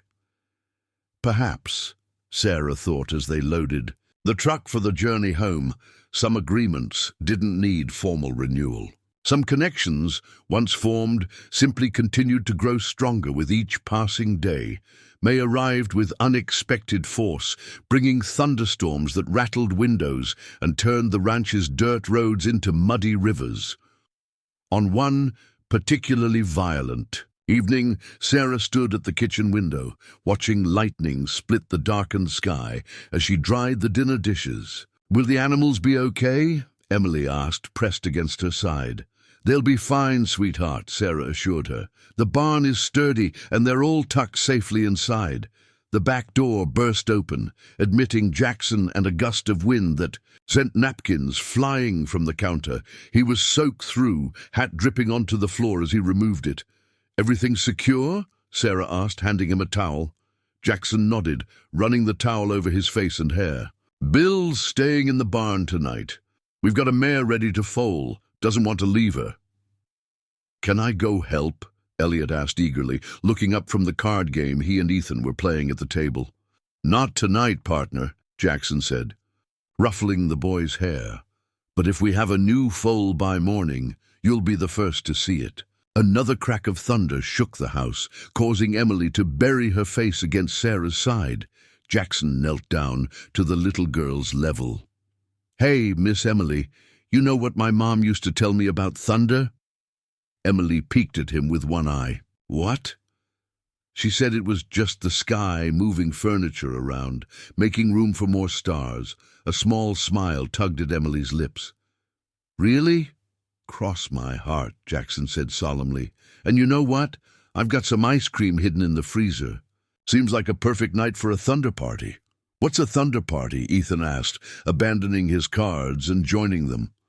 Well, you get blankets and pillows and make a fort in the living room, Jackson explained. Then you eat ice cream and tell stories until the storm passes. The children's faces lit up, their fear forgotten in the excitement of this new adventure. Sarah caught Jackson's eye over their heads, mouthing a silent thank you as the triplets raced off to gather supplies. Later, as they sat in a makeshift blanket fort illuminated by flashlights, Sarah watched Jackson weave tales of ranch adventures that had the children alternately wide-eyed and giggling. This side of him, playful, gentle, imaginative, had emerged gradually over the months they'd lived at the ranch. It was a far cry from the reserved, almost stern man who had first welcomed them into his home. When the children finally dozed off, surrounded by pillows and stuffed animals, Sarah and Jackson carefully extracted themselves from the fort and moved to the kitchen. "Coffee?" Sarah offered, keeping her voice low. Jackson nodded, leaning against the counter as she prepared. 2 mugs. The way they look at storms now versus 3 months ago, night and day difference. You've helped them feel safe, Sarah said, handing him a steaming mug. Secure, that's no small thing. Kids are resilient when they have stability, Jackson replied. You've given them that, even through all the changes. Sarah sipped her coffee, considering his words. We all have, I think. You, me, Bill. It's becoming a real village around here.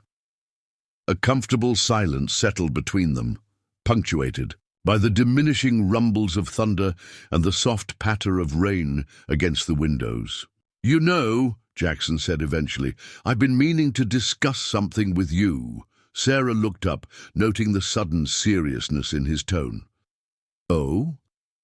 The summer semester at Pine Tree Community College starts next month. They're offering evening classes, business management, accounting, things like that. He set his mug down, eyes meeting hers. Thought you might be interested. With your background in office work, could be a good way to build on those skills. Sarah stared at him, surprised. I hadn't even thought about that. You mentioned once that you'd always wanted to finish your degree, Jackson continued, before the triplets came along. You remembered that? Sarah asked softly, touched that he'd recalled a detail from one of their many conversations. Jackson nodded. Looked into it. They've got scholarships for single parents, flexible schedules. Bill and I could manage things. Here on the evenings you'd have classes. Jackson, I don't know what to say, Sarah murmured, overwhelmed by his thoughtfulness. Say you'll think about it, he suggested. Education's never wasted, and the ranch will always be here, but having options. That's important. Sarah studied him, trying to understand the message behind his words. Are you worried I'll leave? Is that what this is about? Jackson shook his head. No, just want you to have choices. Make decisions based on what you want, not just what's available.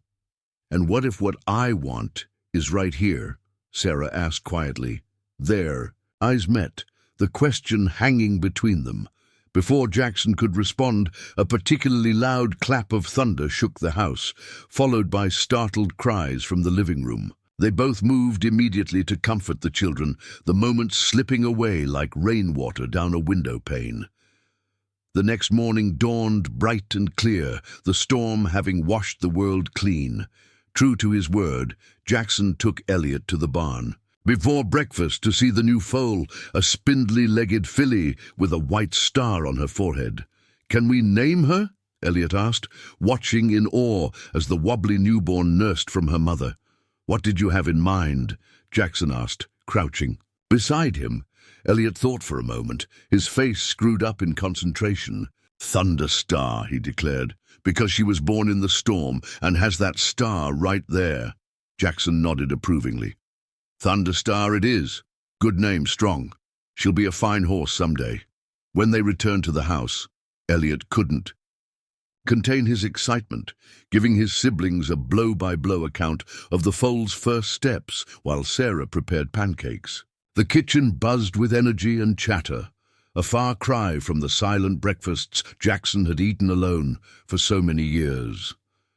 After dropping the triplets at school, Sarah and Jackson drove into Pine Tree Valley to pick up supplies. The small town had seemed bleak and unwelcoming when Sarah first arrived, but now she recognized faces on the sidewalks, received friendly waves from shopkeepers. Somehow, without her noticing, she had become part of the community. At the feed store, the owner, Jim Barnes, greeted them warmly. "Morning, Jackson, Sarah. Heard you folks had a new arrival last night."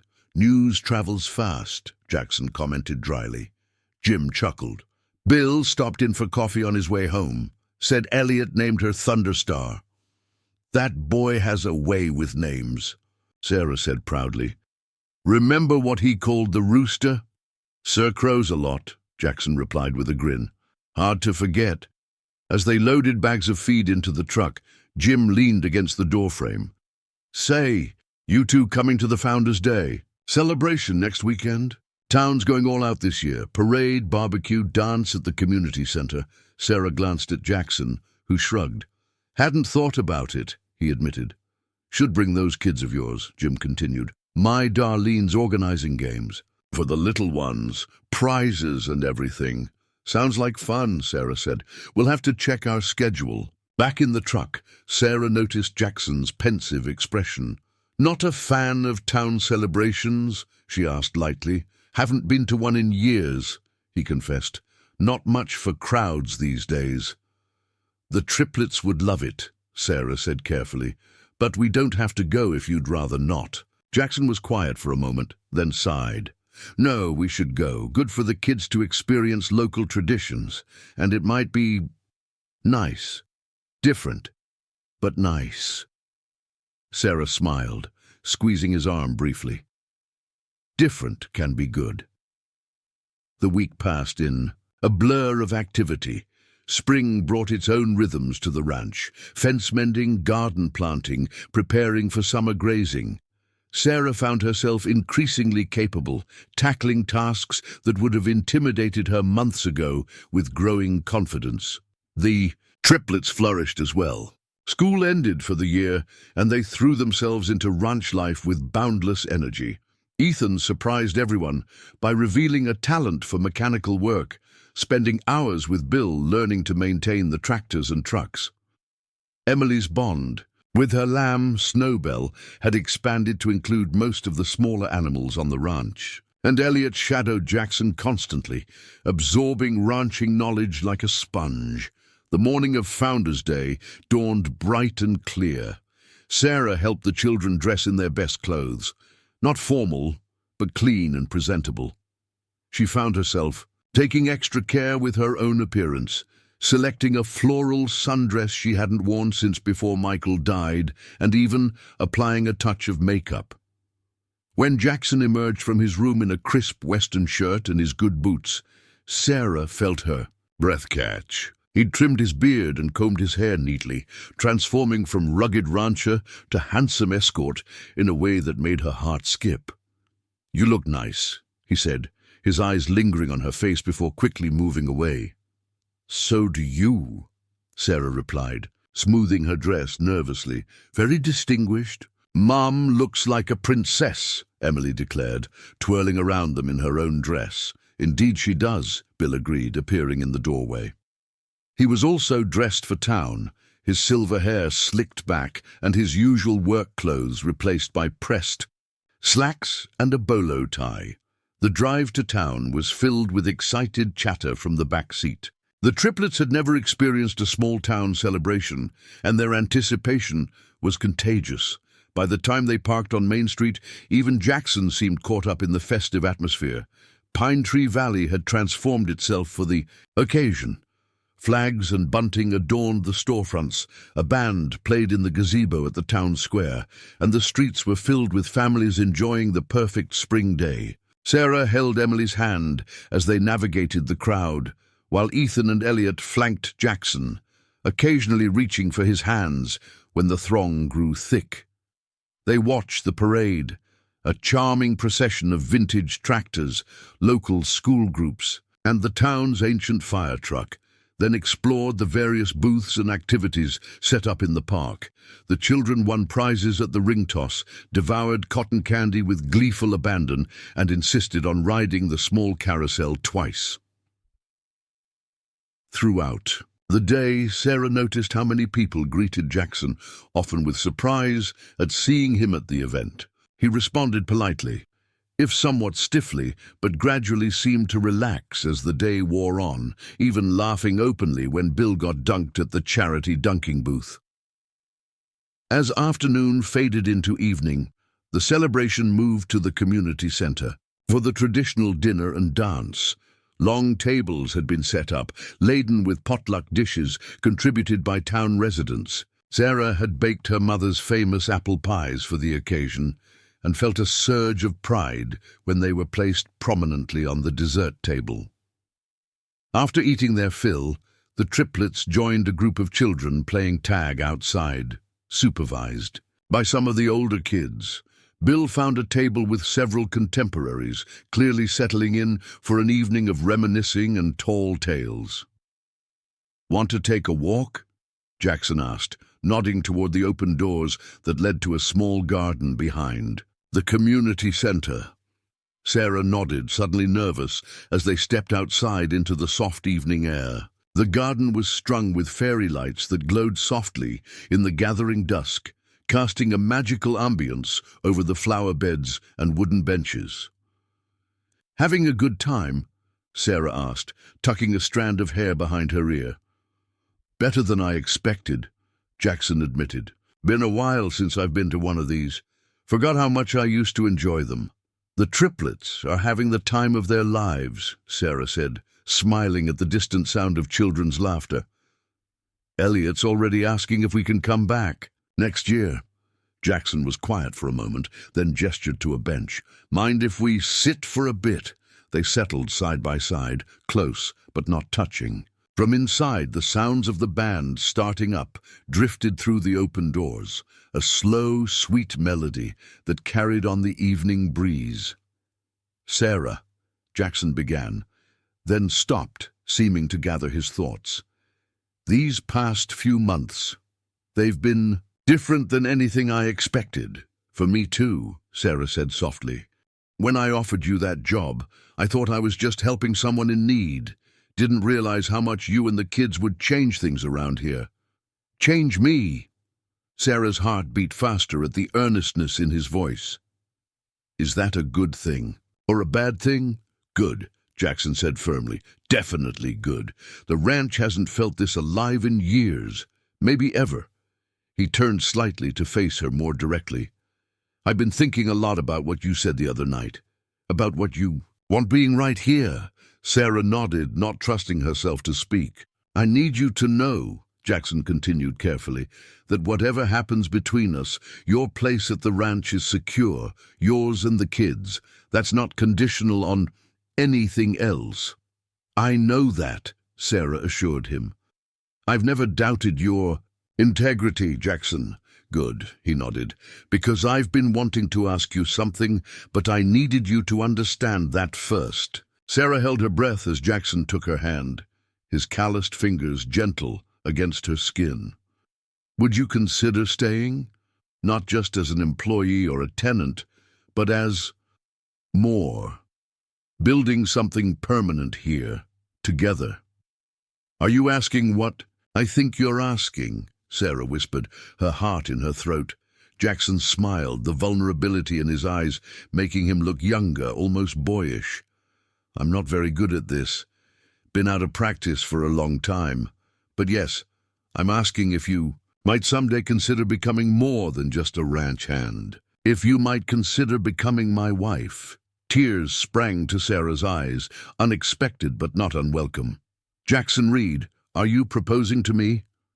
"Not exactly," he clarified. "Not yet. That would be rushing things, and if I've learned anything from ranching, it's that the best things take time to grow properly." He squeezed her hand gently. But I am asking if that's a direction you might be open to, down the road. If it's something worth exploring.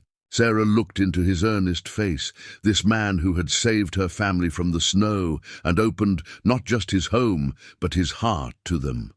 The answer was simple, had perhaps been inevitable since that first night by the fire.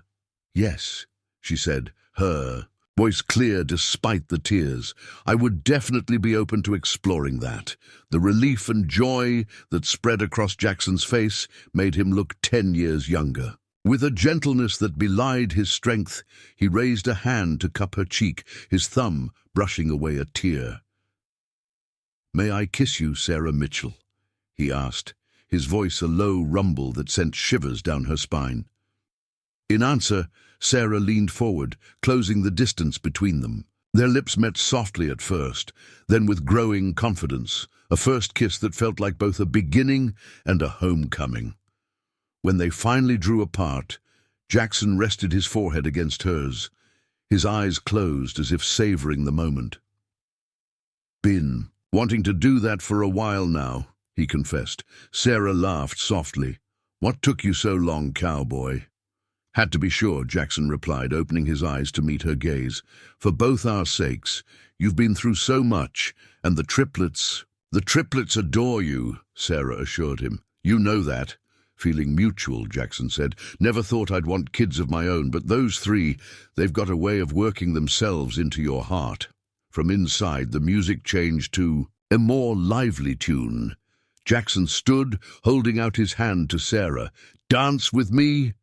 Sarah took his hand, allowing him to lead her back inside to the dance floor.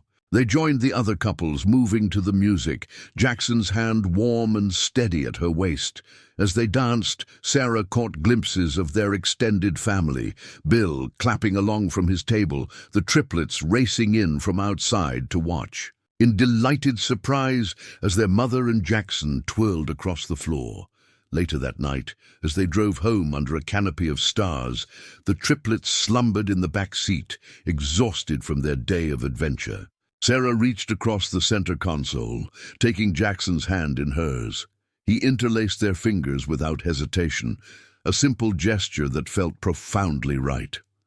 "I never expected this," Sarah said quietly, gazing out at the silhouettes of the mountains against the night sky. "When Michael died, I thought that was it for me, that I'd spend the rest of my life alone, focusing on the children." Jackson squeezed her hand.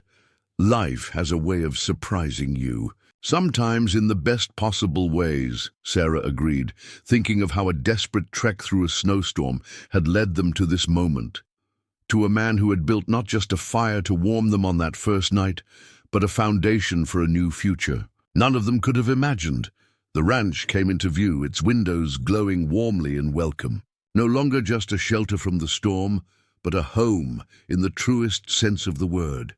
As Jackson parked the truck, Sarah leaned over to kiss him softly, a promise of many such moments to come. "Welcome home," she whispered against his lips. Jackson smiled, his eyes reflecting all the love and hope she felt in her own heart. "Welcome home," he echoed. And in those two simple words was a universe of meaning, acknowledgement of the past they'd both survived, appreciation of the present they'd built together, and anticipation of the future stretching before them as vast and filled with possibility as the Montana sky above.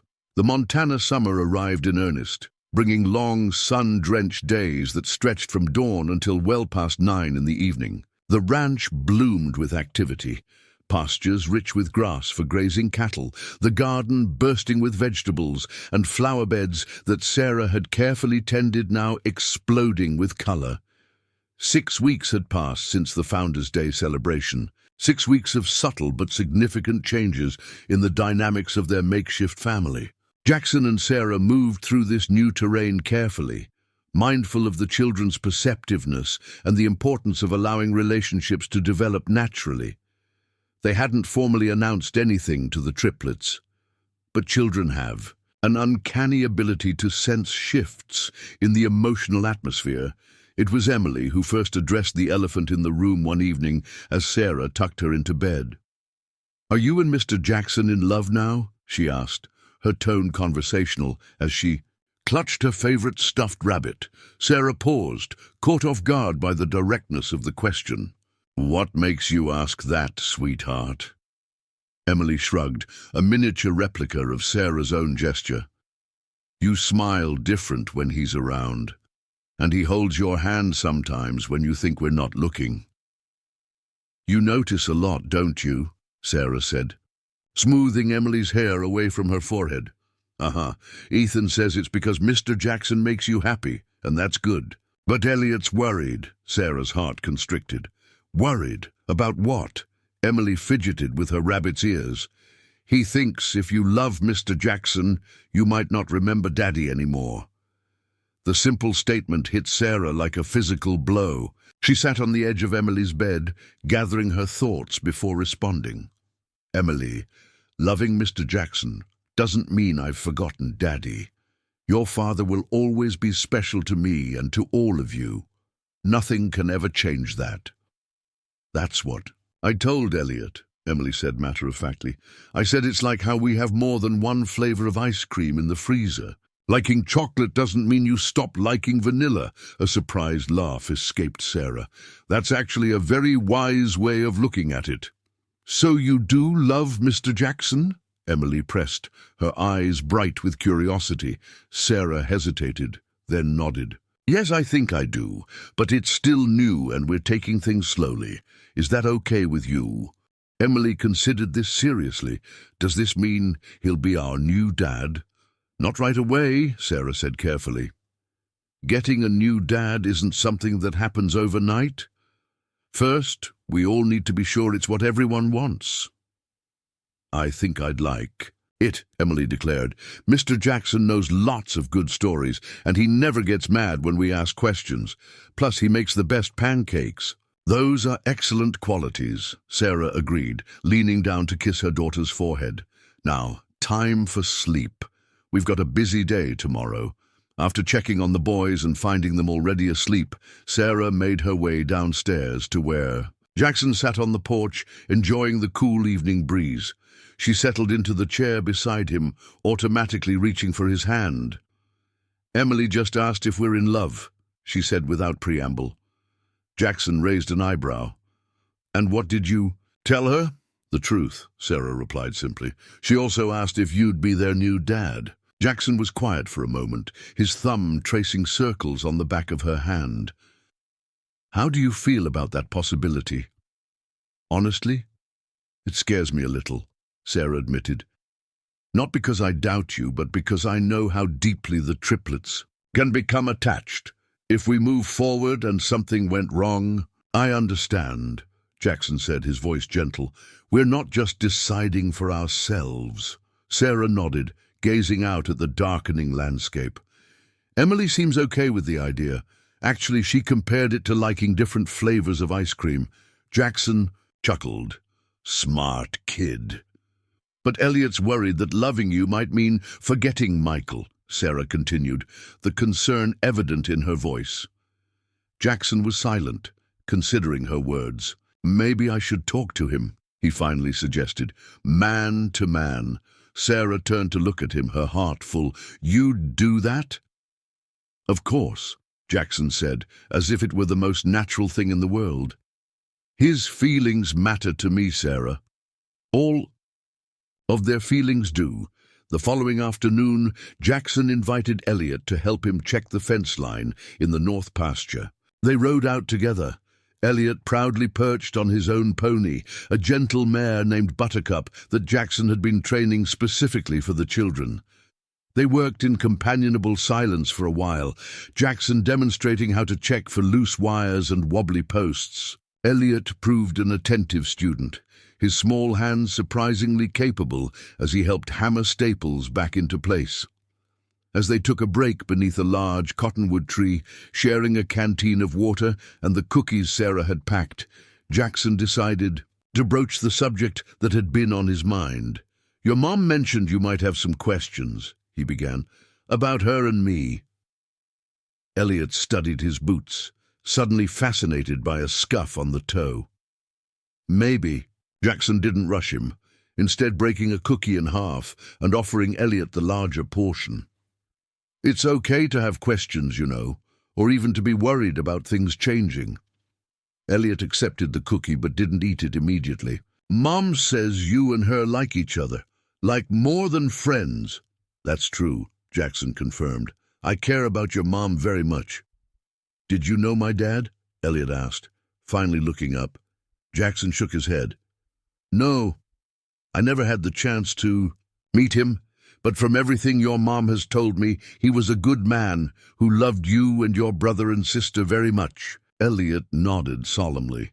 "He used to read us bedtime stories every night, even when he was really tired from work, and he taught me how to tie my shoes." "Those sound like special memories," Jackson said quietly. "Yeah." Elliot picked at the cookie, crumbs falling onto his jeans. "Mom says we don't have to forget Dad just because you're here now." "Your mom's right," Jackson assured him. "And I would never want you to forget him. He'll always be your father, Elliot. Nothing can change that."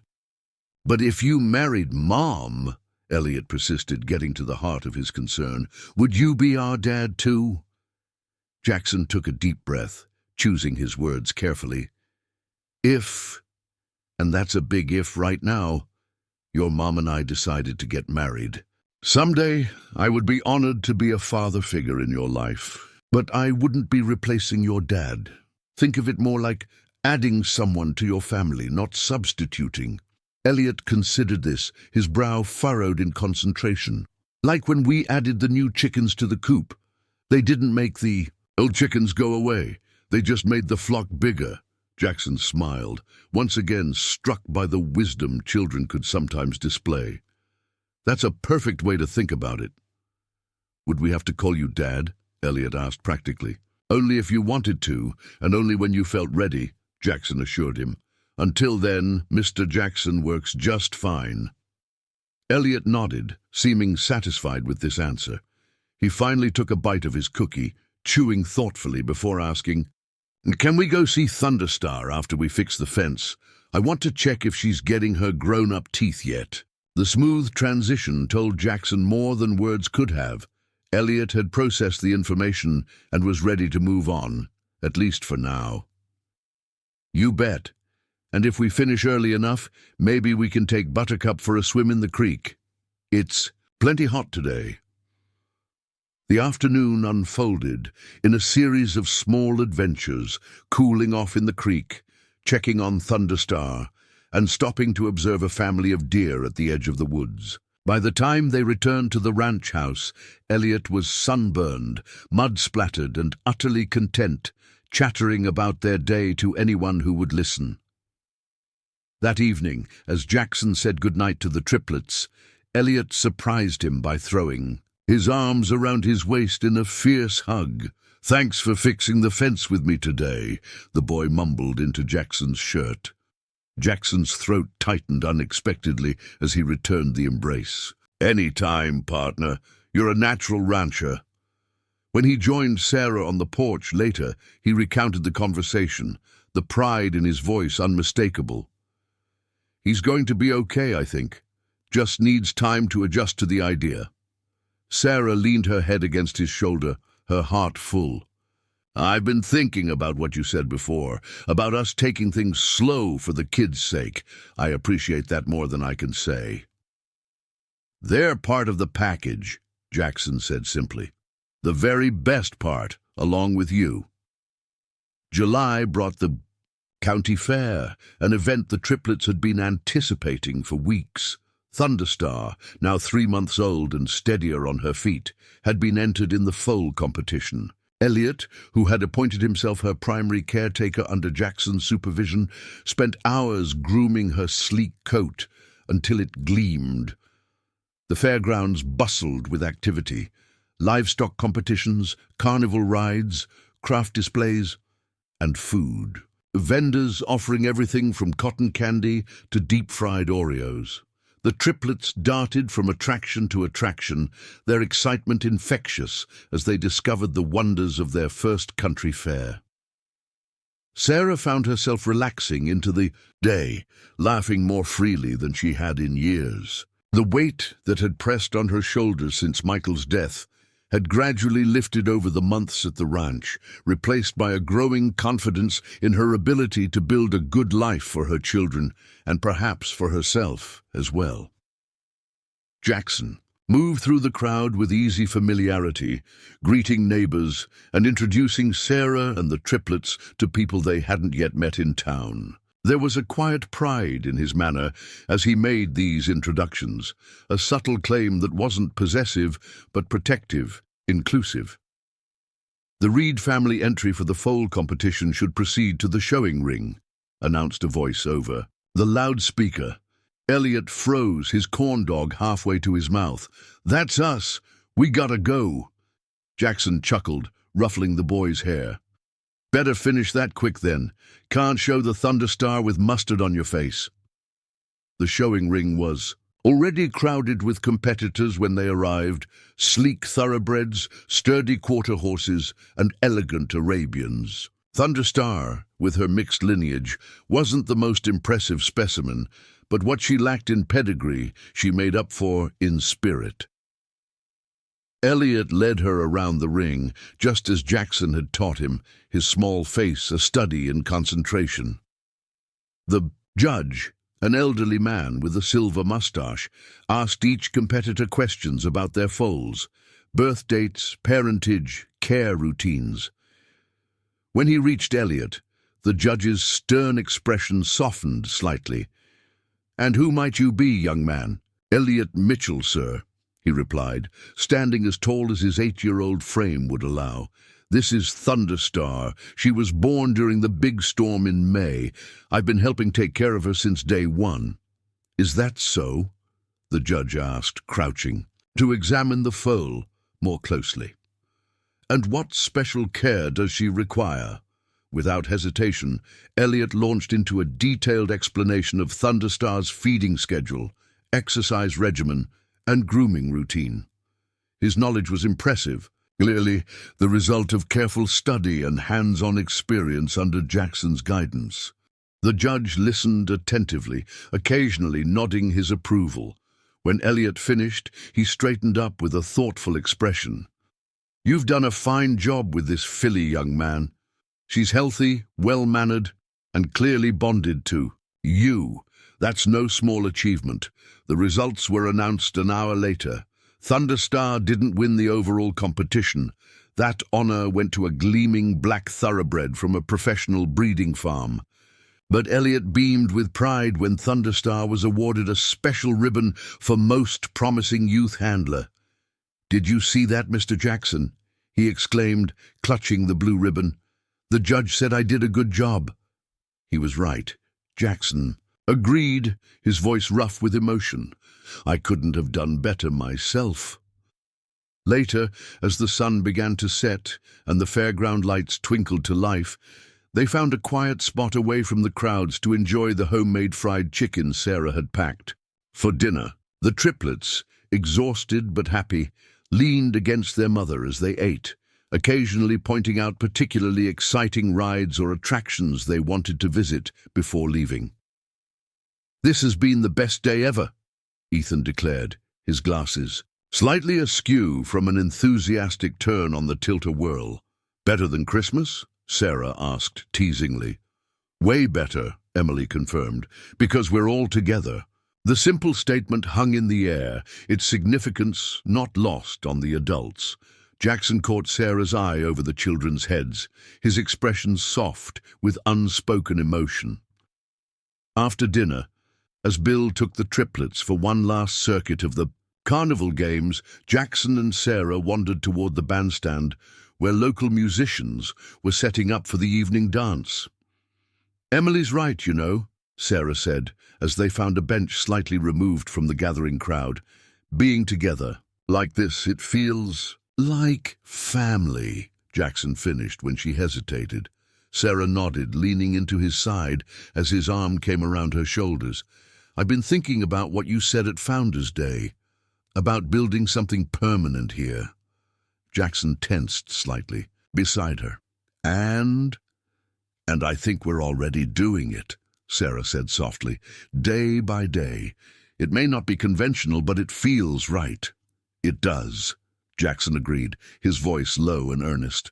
More right than anything has felt in a very long time. Sarah turned to face him, her expression serious. I'm not suggesting we rush into anything. The triplets are still adjusting, and we're still getting to know each other. But I want you to know that when you're ready to ask that question for real, not just hypothetically, my answer will be yes. Jackson's eyes widened, a slow smile spreading across his face. Sarah Mitchell, are you proposing to me? Not exactly. She echoed his words from Founder's Day, a teasing light in her eyes. Not yet, but I am telling you that's a direction I'm definitely open to, when the time is right. Jackson laughed, the sound rich and full, drawing curious glances from passers-by. He leaned forward, resting his forehead against hers. I think I'm falling in love with you, he whispered, admitting both vulnerability and strength. I think I'm already there, Sarah replied, her heart overflowing with a joy she'd thought never to feel again. Their kiss was interrupted by the sound of small feet running toward them and Emily's excited voice calling, Mom, Mr. Jackson, Bill, won us the biggest stuffed bear ever. It's taller than Ethan. As the triplets descended upon them, chattering and laughing, Sarah met Jackson's eyes over Emily's head. The connection between them, a tangible thing, a promise of futures aligning, of separate lives becoming irrevocably intertwined. August brought the start of Sarah's first class at Pine Tree Community College, Business Administration 101, Tuesday and Thursday evenings from 6 to 8. Her initial nervousness quickly gave way to enthusiasm as she discovered her aptitude for the material and the satisfaction of engaging her mind in ways that parenting and ranch work, fulfilling as they were, didn't always allow. It's like rediscovering a part of myself I'd forgotten existed, she explained to Jackson one evening as they sat on the porch, her textbook open between them. Jackson nodded thoughtfully. Your eyes light up when you talk about it. Different than when you talk about ranch work. Not better, just different, Sarah clarified. I love learning about both. The triplets, fascinated by their mother's return to school, insisted on homework time alongside her, setting up their coloring books and reading materials at the kitchen table while she studied. Even though school wouldn't resume for them, until after Labor Day, they seemed to enjoy the routine and the sense of shared purpose. One particularly warm evening in late August found the entire family down at the creek that ran through the eastern edge of the property.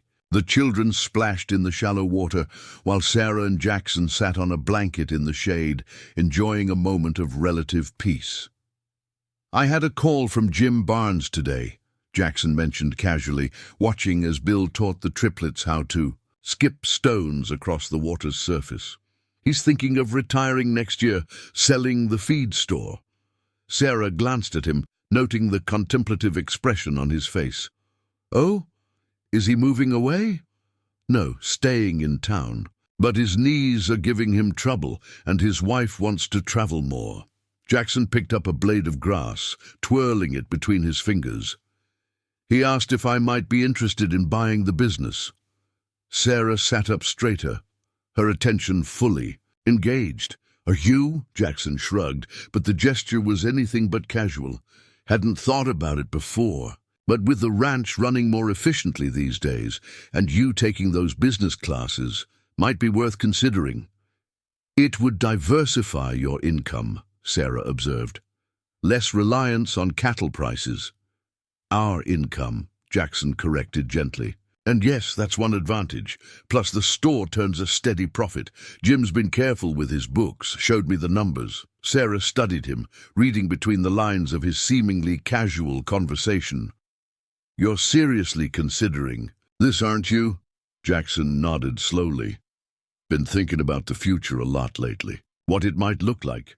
Ways to build something that could support, well, all of us, for the long term.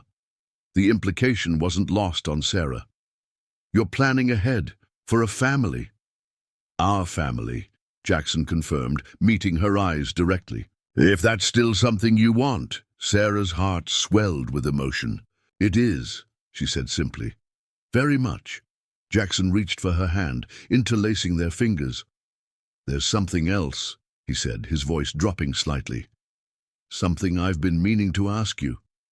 Sarah held her breath, sensing the importance of the moment.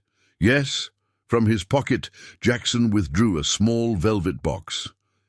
This was my grandmother's, he explained, opening it to reveal a vintage engagement ring, a modest diamond flanked by 2 sapphires in an intricate gold setting. My mother wore it until the day she died. I've been keeping it in the safe, thinking it was just a family heirloom. Now I realize it was waiting for the right person. Sarah gasped softly, her free hand flying to her mouth. I know we said we'd take things slow, Jackson continued, his voice steady despite the vulnerability in his eyes. And we still can. This doesn't have to change our timeline. But I wanted you to have this as a promise, that whenever you're ready, whenever the kids are ready, I'm here, all in. Tears filled Sarah's eyes as she looked from the ring to Jackson's face. It's beautiful, she whispered. And yes, whenever we're all ready, my answer is yes. As Jackson slipped the ring onto her finger, a chorus of splashing announced the approach of 3 wet, excited children, drawn by the intensity of the moment, even if they didn't understand its full significance. What's that? Emily asked, pointing to the ring now glittering on Sarah's finger. Sarah and Jackson exchanged a glance, a silent conversation passing between them. With a small nod, Sarah turned to her children, gathering them close despite their damp state. Mr. Jackson has asked me a very important question, she explained gently. He's asked if someday, when we're all ready, I would marry him and we could be a family together. What did you say? Ethan asked, his expression serious behind water-splattered glasses. I said yes, Sarah replied, watching their faces carefully. But only if you 3 are okay with it too. We're a package deal, remember? The triplets exchanged glances, one of those mysterious silent communications that multiple birth siblings often share. It was Elliot who spoke first, addressing Jackson directly. Would you be our dad then? For real? Jackson nodded, his expression solemn. I would be honored to be your dad, if that's something you'd want. I'd want that, Emily said immediately. I already told Mom ages ago. Me too, Ethan agreed. You know lots of cool stuff, and you're teaching us things all the time, like a dad should. All eyes turned to Elliot, who was studying Jackson with an intensity beyond his years. You promise you won't ever forget our first dad, even if you're our new one? I promise, Jackson said firmly. We'll always remember him and the love he had for you. That's a sacred thing, Elliot. Nothing will ever change it. Elliot nodded once, decision made. Then, okay, but I might not call you Dad right away. I might need to practice it first. Jackson smiled, ruffling the boy's damp hair. Take all the time you need, partner. There's no rush. From the creek bank, Bill called out, Does this mean I finally get to plan a wedding? Been waiting 30 years to see this ranch host a proper celebration. Laughter rippled through the family circle as Bill joined them, clapping Jackson on the shoulder with gruff affection. About time, son. Your parents would be mighty pleased. As the sun began its descent toward the horizon, casting golden light across the meadow, Sarah looked around at the faces of these people who had become her family. Jackson, steady and true, Bill, gruff but loving, and her children, resilient and thriving in ways she could never have imagined during those dark days after Michael's death. The journey that had begun in desperation on a snowy night had led them here, to this moment of promise and possibility, to a future none of them could have foreseen, but that now stretched before them, bright with hope and shared dreams. The widow who had collapsed in the snow had found more than shelter in the lone cowboy's care. She had found a new beginning, a chance to build something beautiful from the ashes of loss, and the cowboy who had built a fire to warm them that first night had ultimately kindled something far more enduring, the flames of a family forged, not by blood, but by choice, by love, and by the courage to begin again. The ranch glowed with strings of twinkling lights, transforming the weathered barn into a rustic cathedral. Inside, hay bales covered in white linen served as pews, and mason jars filled with wildflowers hung from the rafters. A handcrafted wooden arch, adorned with sunflowers and native grasses, stood at the front where Jackson waited, uncharacteristically nervous in a new suit. Bill, serving as best man, adjusted Jackson's tie with surprising gentleness. "Your father would have been proud of this day," he murmured. "Both your parents would."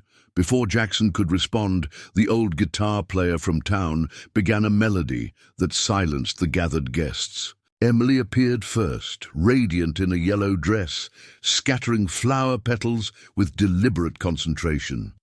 Ethan and Elliot followed, matching in miniature versions of Jackson's suit, carefully bearing a small wooden box between them. When Sarah appeared in the doorway, Jackson's breath caught. She wore a simple ivory dress, her hair crowned with a wreath of wildflowers, but it was her smile, confident and joyful, that transformed her. This wasn't the desperate woman who had collapsed in the snow with 3 frightened children. This was a woman who had found her strength, her purpose, and her home.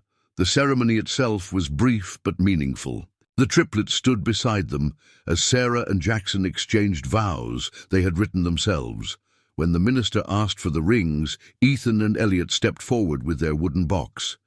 Inside nestled 3 rings, one for Sarah, one for Jackson, and a third, smaller ring that puzzled the guests. Jackson knelt down to the triplets' level, his voice carrying in the hushed barn. "Sarah and I are making promises to each other today, but I have promises for you 3 as well." He took the smaller ring from the box. "This is a promise that I will always be here for you, as a father, a friend, and a guide. I will honor the memory of your father while helping you build your futures, and I will love you as my own, now and always." The 3 children solemnly placed their hands together, and Jackson slipped the ring onto a delicate chain. With tender care, he hung it on a nail hammered into the wooden arch. "This will hang in our home," he explained, "as a reminder of the promises we made today, not just between Sarah and me, but between all 5 of us." There wasn't a dry eye in the barn as the pastor pronounced them husband and wife. As they sealed their union with a kiss, a cheer erupted from the gathered community, the same people who had witnessed their journey from strangers to family over the past 18 months. The reception unfolded in the meadow beside the creek, tables laden with food contributed by neighbors and friends. The feed store, now jointly owned by Jackson and Sarah, had closed for the day, with a handwritten sign in the window, "Gone to join 2 families, back tomorrow." Sarah found a quiet moment alone with her children as the celebration continued.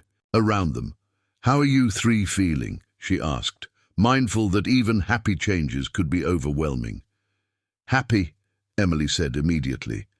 "And hungry. Can I have more cake?" After dinner, Sarah laughed, turning to her sons. "Ethan, Elliot?" Ethan adjusted his glasses, thoughtful as always. "I like that Jackson made promises to us too. That was special."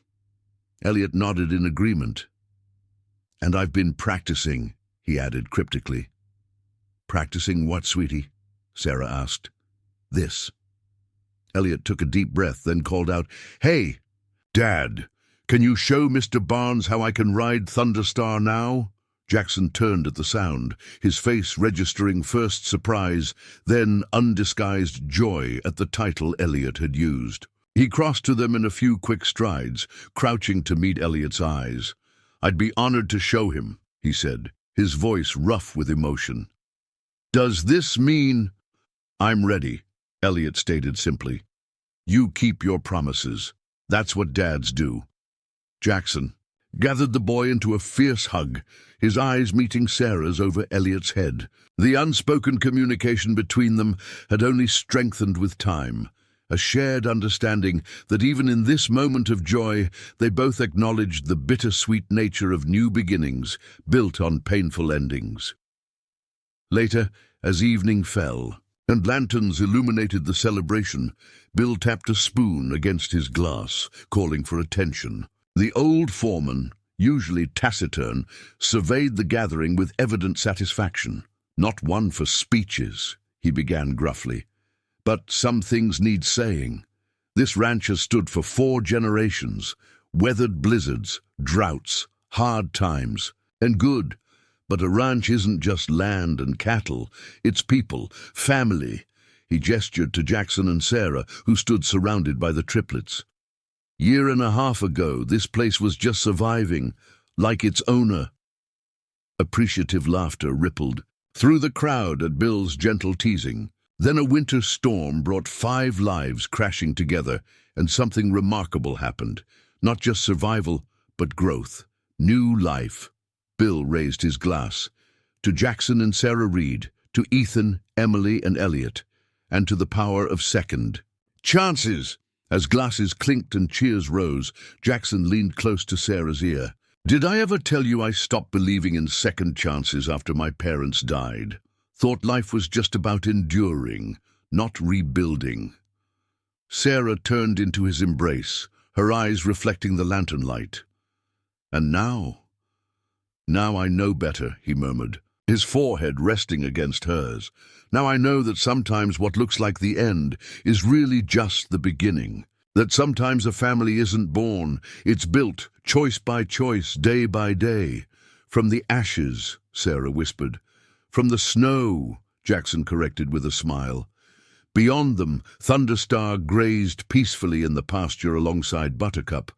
So, Chicken Coop, now expanded to house 12 hens, stood beside a thriving vegetable garden that fed not only their family, but supplied the local farmers' market. The east wing of the house had been fully integrated into their living space, its rooms filled with the evidence of 5 intertwined lives: school books, ranch ledgers, toys and treasures.